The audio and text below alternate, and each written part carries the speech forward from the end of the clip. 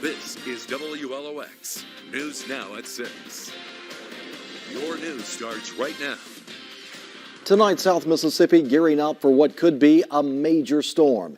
New developments coming in by the hour as communities are getting ready for Ida to make landfall. Several low-lying areas in Hancock County and Jackson County now under evacuation orders. We have more on those coming up later tonight. But first, let's go straight out to our Eric Johnson for the very latest on Hurricane Ida. Yeah, Hurricane Ida is getting stronger this evening, winds of 80 miles per hour, and it is beginning to cross over Cuba.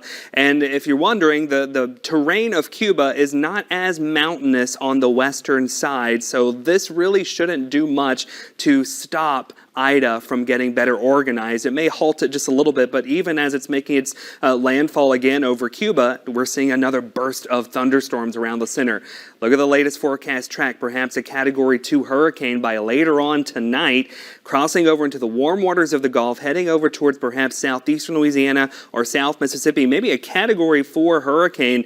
And we always say prepare for a category a little bit higher, or one category higher than the forecast peak. So again, just because the cone may have shifted or narrowed a little bit over into Louisiana, we still can't let our guard down in South Mississippi. The average error for the track 48 hours out is about 65 miles, so that could be quite significant. We got some new model tracks in, and there has been a little bit of a shift back towards the east with some of those models. We're going to have to watch that very closely. This is just a storm, a powerful Category 4 hurricane approaching the coast is just something that you want to make sure that you're prepared for. Notice the rain, that's going to be our biggest impacts as we go into Sunday night and Monday morning. Storm surge is going to be a big deal, 7 to 11 feet. Wind gusts 60 miles per hour or higher. We could be looking at some power outages with that. Can't rule out tornado spin-ups as well. But again, that's all dependent on the track.